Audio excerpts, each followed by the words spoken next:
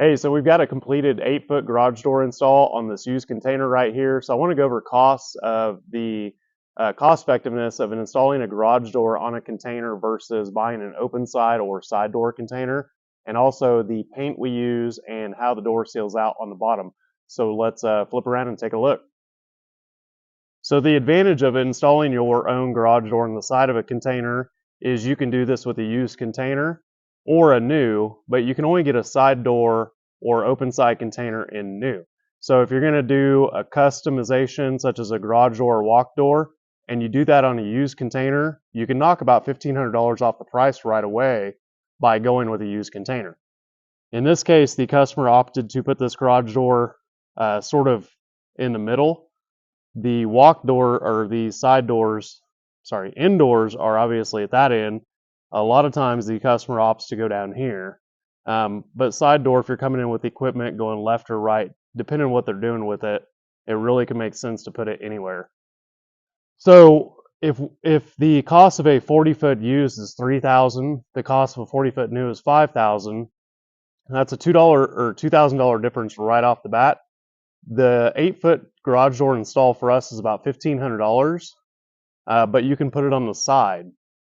Whereas if you want something with side entry in the shipping container market that you're not doing mods on, it's got to be a side door or open side container, and those really start around 9 or 10 grand. So, the other advantage of a garage door is it's easier to operate in some aspects than a shipping container door on the side. And that $1,500 you can add, for us it's about $100 per foot up to about 16 feet. We haven't done an 18-foot. Once we get past 16 feet, if you still want more, then we might do another 16-footer. But I suppose you could do a longer door. It might get a little bit more complicated with reinforcing it. So let's zoom in here and talk about the paint. So we usually keep several different paints around. We use a Sherwin-Williams A100 with a primer underneath. If the metal or container has been outside and it's gotten rained on since it had the paint removed, you're going to want to sand it or use a wire wheel and get rid of the rust and use rust inhibitor, then primer, then paint. You can get away with, if it has not been exposed to weather, to do your modification and just put paint on top. I don't think that's going to rust back through, but primer underneath is always a good idea. And what we usually do is Sherwin-Williams has a scanner, and so what we did in this case, and this customer is going to, I think, paint this entire container anyway, but we just want kind of a finished look to it. So we primed and then painted. But when we cut the wall out, we took this paint chip to Sherwin-Williams, and they can scan that. And the paint that they mixed up is what we took and scanned, which might have been this, this, or this. But what we ended up with looks like, out of the paint chip, more like this sort of color right here. And then all your common prefixes of used containers, we kind of keep that around. So that's what we use on the paint. And then let's move on to the seal. So on an 8-foot door, you can still use 2 slide locks on the inside. Typically we do 1, but these have a pretty robust seal on the bottom. And if you get it clamped down well with that slide lock, then this is not going to leak water. And then we've been using these garage door seals. I think you can get these at Menards, but I usually get them online. And that's just a really nice seal. And then the garage door is positioned back from the other edge of the container. The only thing you wouldn't want is for, let me move over here, this container to be inverted this way, because that's going to cause water to run down the door and possibly inside. You want it level or tilted the opposite way. Because in the end, any house with windows or doors, if that house was not level and tilted back a little bit, most of your doors and windows would leak.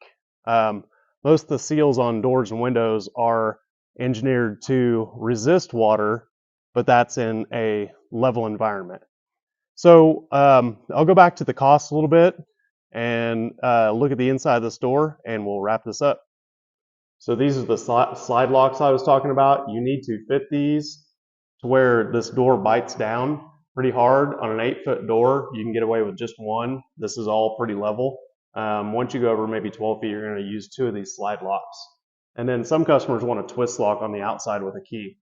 As far as cost, if you're $3,000 for the used 40-foot container and you're $1,500 for the door, that's going to put you at $4,500. That's below the cost of a 40-foot single door container. You do have a 40-foot double door, which is going to be doors on both ends. In our market, those are running about $5,500 or so, but that still doesn't give you side entry. So the garage doors make sense in a lot of cases, especially if you're okay with a used container, or if you were to do, for example, a 16-foot door and you don't need the entire side open. In a new or used container, it's still going to be cheaper than a 40-foot new open side or 4-door container. So 2 little differences: a 4-door, and these are going to be new containers. A 4-door container is going to have 4 separate 8-foot doors with partitions in between, and those are much cheaper than a full open side, which have the accordion style doors and the entire side opens with no beams. So if you're looking at open side containers, make sure you know that difference and you're getting exactly what you're looking for. So I hope that helps with some of these garage door installs, sort of the numbers on those, why we do them sometimes and not, and when they make sense and when they don't. So thanks for watching.